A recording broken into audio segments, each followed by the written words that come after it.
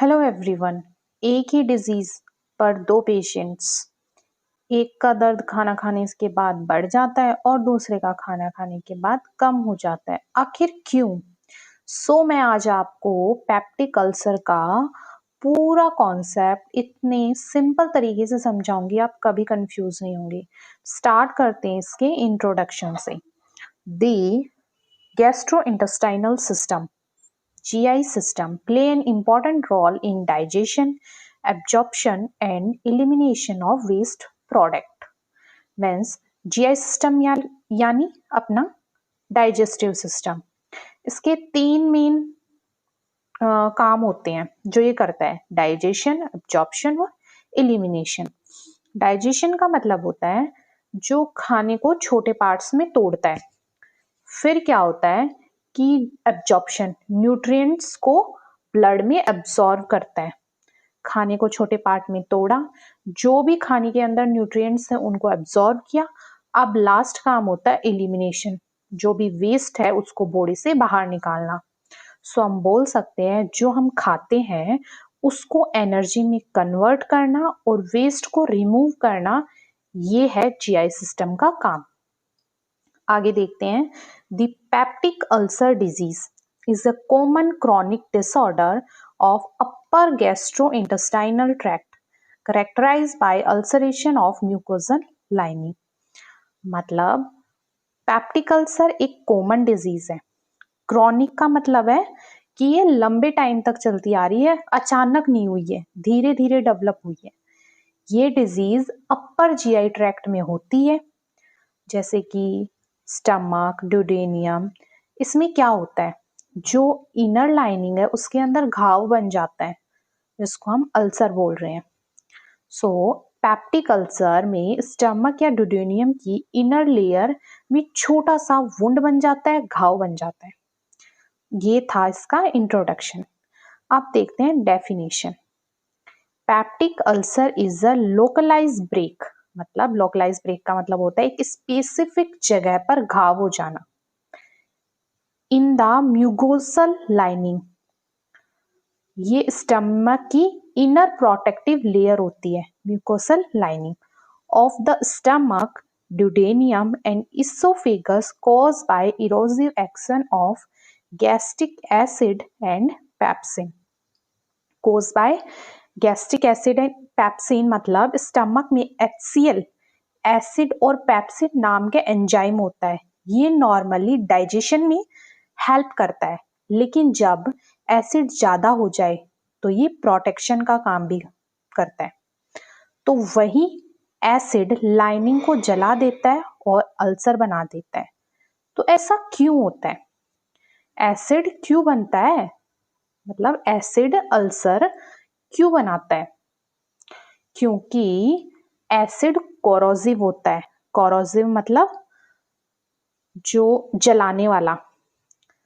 अगर protective mucus layer कम हो जाए तो एसिड डायरेक्टली टिश्यू को डैमेज करता है, इसी वजह से अल्सर डेवलप होता है। ये थी अपनी पेप्टिक अल्सर की डेफिनेशन। नेक्स्ट देखते हैं इसके टाइप्स कि ये कहाँ कहाँ हो सकता है। तो फर्स्ट आता है gastric ulcer. Occurs in stomach. ये स्टमक के अंदर होता है। कॉमन इन एडल्टली, ये बुजुर्गों में ज्यादा देखा जा सकता है। पेन इंक्रीज आफ्टर मील, खाना खाने के बाद पेन बढ़ जाता है क्योंकि फूड लेने के बाद एसिड ज्यादा बनता है। नेक्स्ट आता है ड्यूडेनियल अल्सर। ड्यूडेनियम में अल्सर हो जाता है।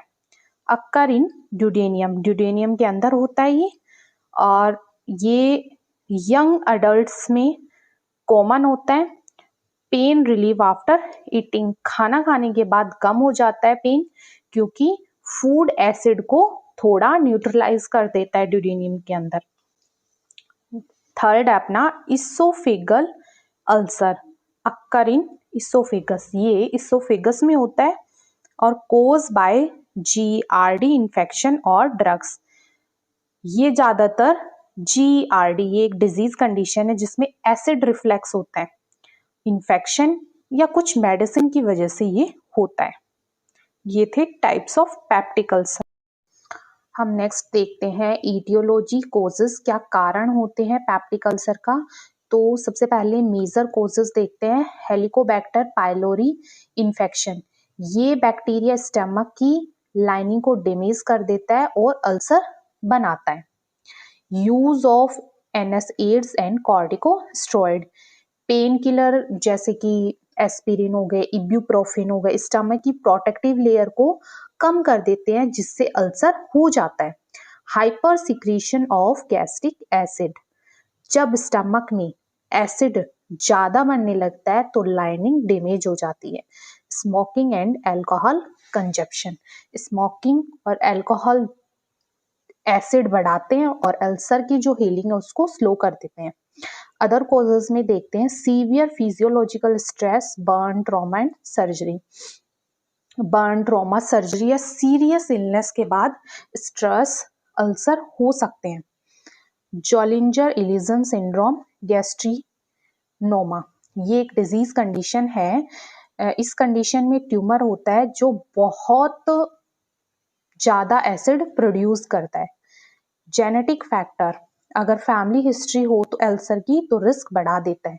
Chronic liver and kidney disease, long term liver या जो किडनी की डिजीज है से स्टमक प्रोटेक्शन कम हो जाता है। माल न्यूट्रिशन, पुअर डाइट से भी बॉडी वीक हो सकती है। नेक्स्ट हम देखते हैं पैथोफिजियोलॉजी क्या होगी। तो सबसे पहले प्रोटेक्टिव फैक्टर, जिसको हम बोल सकते हैं कि बॉडी की सुरक्षा सिस्टम बॉडी का, तो इसमें फर्स्ट होता है म्यूकस एंड बाइकार्बोनेट सिक्रीशन। हमारे स्टमक के अंदर एक म्यूकस लाइन लेयर होती है जो एसिड से हमें बचाती है। स्टमक में म्यूकस और बाइकार्बोनेट बनता है जो एसिड को न्यूट्रलाइज करता है। नेक्स्ट आता है प्रोस्टाग्लैंडिन्स। प्रोस्टाग्लैंडिन एक प्रोटेक्टिव केमिकल है जो म्यूकस प्रोडक्शन बढ़ाता है। ये स्टमक लाइनिंग को डैमेज होने से बचाता है। Adequate mucosal blood flow, stomach में प्रॉपर ब्लड सप्लाई होना जरूरी है। अच्छा ब्लड फ्लो हीलिंग में अपनी हेल्प करता है। Rapid epithelium cell regeneration, stomach की सेल्स जल्दी रिपेयर हो जाती है। अगर थोड़ा डैमेज भी हो जाए तो खुद ही उसे बॉडी ठीक कर देती है। नेक्स्ट आता है अग्रेसिव फैक्टर, वो फैक्टर जो डैमेज करने वाले फैक्टर होते हैं। तो सबसे पहला आता है हाइड्रोक्लोरिक एसिड। ये स्ट्रॉन्ग एसिड है जो डाइजेशन के लिए जरूरी है, लेकिन ज्यादा एसिड से लाइनिंग जो इनर लाइनिंग है वो जल सकती है।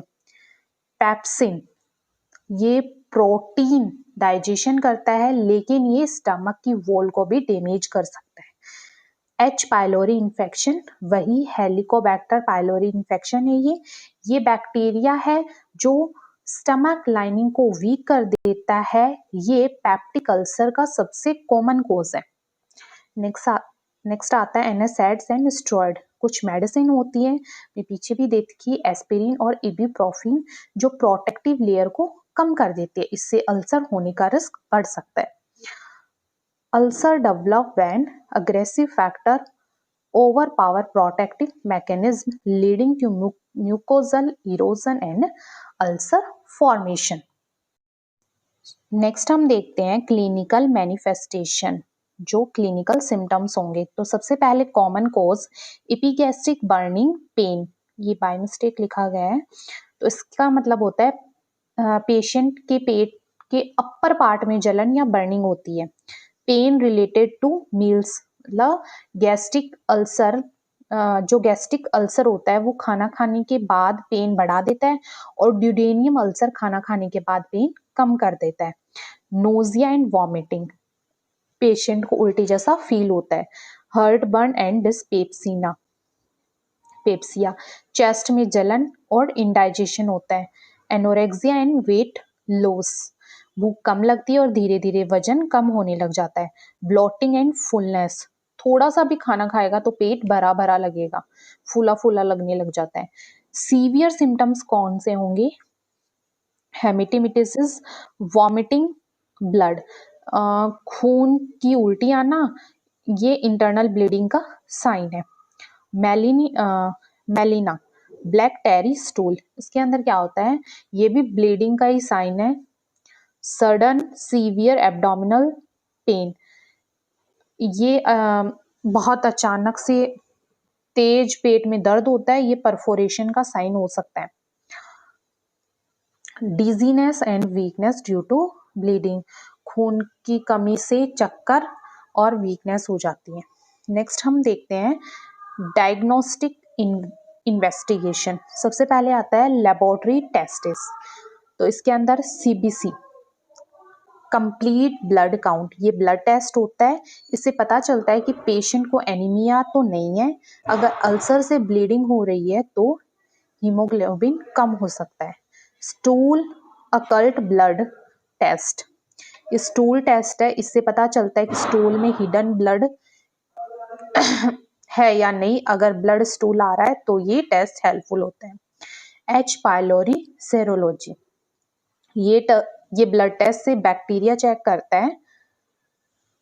इससे पता चलता है कि एच पाइलोरी इन्फेक्शन प्रेजेंट है या नहीं। ये अल्सर का मोस्ट कॉमन कोज होता है, ये हमें पता है। स्पेशल डायग्नोस्टिक टेस्ट करवाए जाते हैं। Upper GI endoscopy gold standard test होता है। इसमें एक thin flexible tube with camera mouth से स्टमक में डाली जाती है। डॉक्टर डायरेक्टली अल्सर देख सकता है। ये सबसे एक्यूरेट टेस्ट है, इसीलिए इसको गोल्ड स्टैंडर्ड भी बोलते हैं। नेक्स्ट होता है यूरिया ब्रीथ टेस्ट। पेशेंट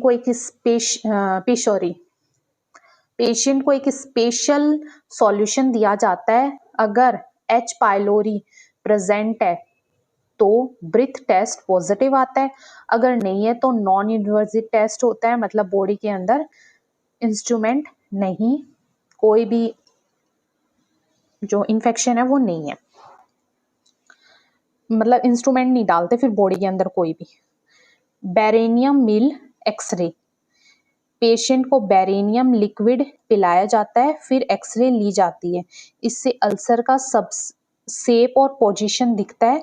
आज तक एंडोस्कोपी ज़्यादा यूज़ की जाती है, आजकल एंडोस्कोपी ही ज़्यादा यूज़ करते हैं। Gastric biopsy to rule out malignancy, endoscopy के टाइम स्मॉल टिश्यू सैंपल लिया जाता है, इससे कैंसर रूल आउट करते हैं। स्पेशली गैस्ट्रिक एसिड अल्सर में इम्पॉर्टेंट है ये। नेक्स्ट हम बात करते हैं मैनेजमेंट, मेडिकल मैनेजमेंट। इसके अंदर फर्स्ट आता है प्रोटीन पंप इनहिबिटर्स, ये मोस्ट इफेक्टिव ड्रग है। ये एसिड प्रोडक्शन को डायरेक्टली कम करती है। ये सबसे पावरफुल एंटी अल्सर ड्रग है। इसके अंदर कौन कौन सी ड्रग है, ओमेगाप्रोजोल, पेंटोप्रोजोल और इसोमेप्रोजोल। ये यूजुअली एम्प्टी स्टमक के लिए देते हैं। S2 रिसेप्टर ब्लॉकर, ये भी एसिड कम करते हैं, लेकिन प्रोटीन पंप इनहिबिटर से थोड़ा कम पावरफुल होती है। रेंटिडिन और फेमोटिडिन। एंटा एसिड्स, ये स्टमक एसिड को न्यूट्रल करते हैं, इमीडिएट रिलीफ देते हैं। इसके अंदर होते हैं एल्यूमिनियम हाइड्रोक्साइड और मैग्नीशियम हाइड्रोक्साइड। नेक्स्ट आती है एंटीबायोटिक फॉर एच पाइलोरी। अगर अल्सर का कोज एच पाइलोरी है तो एंटीबायोटिक देना जरूरी है। ट्रिपल थेरेपी है ये, 3 मेडिसिन एक साथ देते हैं इसमें। प्रोटीन पंप इनहिबिटर, क्लेरिथोमाइसिन और अमोक्सिसिलिन, या फिर पीपीआई प्लस क्लेरिमाइथिन प्लस मेट्रिनाजोल। ये ट्रीटमेंट 10 से 14 दिन तक चलता है। लास्ट अपनी आती है म्यूकोजल प्रोटेक्टिव एजेंट। इसके अंदर ये जो मेडिसिन है ये स्टमक लाइनिंग को प्रोटेक्टिव लेयर देती है, अल्सर के ऊपर प्रोटेक्शन कोटिंग बना देती है मीजोप्रोस्टोल से, और म्यूकस प्रोडक्शन बढ़ा देती है। स्पेशली एनएसएड्स इंड्यूस अल्सर में यूजफुल होती है। इसकी जो मेडिसिन है वो सुक्रेसफेल्ट और मीजोप्रोस्टोल। ठीक है, नेक्स्ट देखते हैं डाइटरी मैनेजमेंट क्या करते हैं। खाना कैसे देना चाहिए पेशेंट को, तो स्मॉल फ्रीक्वेंट मील देनी चाहिए, मतलब दिन में 5 से 6 छोटे मील देने चाहिए, एक साथ ज़्यादा खाना नहीं देना चाहिए, इससे एसिड बढ़ सकता है। अवॉइड ज़्यादा स्पाइसी, ऑयली और एसिडिक फूड अवॉइड करना है, ठीक है। Avoid caffeine and bicarbonated drinks, coffee, strong tea, cold drink avoid करें, ये एसिड सिक्रीशन बढ़ा देते हैं। Adequate protein and balance diet देनी है, दूध, दाल, पनीर, सॉफ्ट फूड ले सकते हैं, बैलेंस डाइट हील करने में ये मदद करते हैं। लाइफस्टाइल मॉडिफिकेशन के अंदर क्या करेंगे, स्टॉप स्मोकिंग, स्मोकिंग एसिड बढ़ाता है और हीलिंग को कम कर जो हीलिंग पावर है उसको कम कर देता है, इसलिए स्मोकिंग छोड़ देनी है। Avoid alcohol, alcohol stomach lining को डैमेज करता है, इसलिए वो भी अवॉइड करना है। अवॉइड NSAIDs, पेनफुल जैसे पेन किलर जैसे होते हैं, इब्यूप्रोफेन अल्सर को वो ज़्यादा खराब कर सकते हैं, इसलिए उनको भी अवॉइड करना है, जो स्टेरॉइड होते हैं वो। स्ट्रेस मैनेजमेंट टेक्निक देनी है, yoga, medication, deep breathing helpful है। स्ट्रेस से एसिड प्रोडक्शन बढ़ता है ज़्यादा स्ट्रेस लेने से। नेक्स्ट देखते हैं सर्जिकल मैनेजमेंट, तो इसके अंदर इंडिकेटेड इन कॉम्प्लिकेशंस और रिफैक्टरी अल्सर, सर्जरी तब की जाती है जब ब्लीडिंग कंट्रोल ना हो, अल्सर बार बार रिपीट हो रही हो और परफोरेशन हो जाए तब, ठीक है। इसमें कुछ सर्जिकल प्रोसीजर किए जाते हैं, तो फर्स्ट आता है वेगोटॉमी। इसके अंदर क्या होता है, इसमें वेगस जो नर्व है उसको कट कर दिया जाता है और इससे एसिड प्रोडक्शन कम हो जाता है। पार्शियल गैस्ट्रेक्टोमी, स्टमक का जो एफरेंट पार्ट है उसको रिमूव कर दिया जाता है। एंट्रेक्टोमी, स्टमक का जो लोअर पार्ट है एंट्रम उसको रिमूव कर दिया जाता है, ये एसिड प्रोडक्शन कम कर देता है। रिपेयर ऑफ परफोरेटेड अल्सर, अगर स्टमक में होल है तो इमरजेंसी सर्जरी से उसको रिपेयर किया जाता है। नेक्स्ट देखते हैं इसकी कॉम्प्लिकेशंस, अगर पैप्टिक अल्सर को सही टाइम पे ट्रीट नहीं किया गया तो क्या डेंजर साइन है वो देखते हैं। गैस्ट्रोइंटेस्टाइनल ब्लीडिंग, ब्लड वॉमिटिंग या ब्लैक स्टूल आ सकता है। परफोरेटेशन, स्टमक में होल हो सकते हैं, सडन सीवियर पेन हो जाता है। गैस्ट्रिक आउटलेट ऑब्स्ट्रक्शन, फूड पास नहीं हो पाता, पेशेंट को वॉमिटिंग ज़्यादा होती है। मैलिगेंसी, स्पेशली गैस्ट्रिक अल्सर में कैंसर का रिस्क ज़्यादा होता है। पेरिटोनाइटिस, इन्फेक्शन पूरे एब्डोमिनल में स्प्रेड हो सकता है, ये लाइफ थ्रेटनिंग कंडीशन है एक तरीके से। नेक्स्ट देखते हैं नर्सिंग मैनेजमेंट, सबसे पहले असेसमेंट किया जाता है, नर्स क्या चेक करती है पेशेंट के अंदर, assess the pain and its pattern, तो पेन का पैटर्न क्या है, कैसा पेन है ये चेक करती है। History of NSAID and steroid, patient की जो स्टेरॉइड और NSAIDs की हिस्ट्री है वो लेती है। न्यूट्रिशनल स्टेटस असेस करेगी, vital sign and stool colour monitor करेगी। नर्सिंग इंटरवेंशन में क्या करती है, प्रिस्क्राइब्ड जो भी डॉक्टर ने प्रिस्क्राइब मेडिसिन दी है वो टाइम पर देती है। ब्लीडिंग साइन मॉनिटर करती है, इनटेक और आउटपुट रिकॉर्ड मेंटेन करती है, जरूरत हो तो IV फ्लूइड देती है। Prepare patient for endoscopy, endoscopy के लिए पेशेंट को प्रिपेयर करती है। प्रोवाइड न्यूट्रिशनल सपोर्ट, पेशेंट को न्यूट्रिशनल इंश्योर करवाती है। पेशेंट एजुकेशन में क्या करती है, avoid smoking and alcohol and spicy food, patient को समझाती है कि स्मोकिंग अल्कोहल अवॉइड करना है। Take medicine regularly, medicine time पे लेनी है। Avoid self medication and NSAID, खुद से कोई मेडिसिन नहीं लेनी और NSAIDs अवॉइड करनी है। Stress reduction and follow up care, stress कम करना है और फॉलोअप करते रहना है। नेक्स्ट आता है प्रिवेंशन, इसके अंदर early treatment of H. pylori, early treatment of H. pylori, infection को टाइम पर ट्रीट करना है। Avoid aids and steroid. वही लाइन है, डॉक्टर के विदाउट प्रिस्क्रिप्शन कोई भी पेन किलर यूज नहीं करनी है। बैलेंस डाइट करनी है, हेल्थी और अच्छा खाना खाना है, सिंपल खाना खाना है, स्ट्रेस मैनेजमेंट, योगा मेडिकेशन करना है, regular health checkup, time to time doctor से कंसल्ट करें। आज के बाद अगर किसी ने आपसे पूछा गैस्ट्रिक अल्सर में पेन क्यों बढ़ जाता है और ड्यूडेनियम में कम क्यों हो जाता है, तो आप सिर्फ आंसर मत देना, पूरा मैकेनिज्म सिखा देना उसे। कॉन्सेप्ट क्लियर हो गया तो लाइक शेयर जरूर करना। Thank you.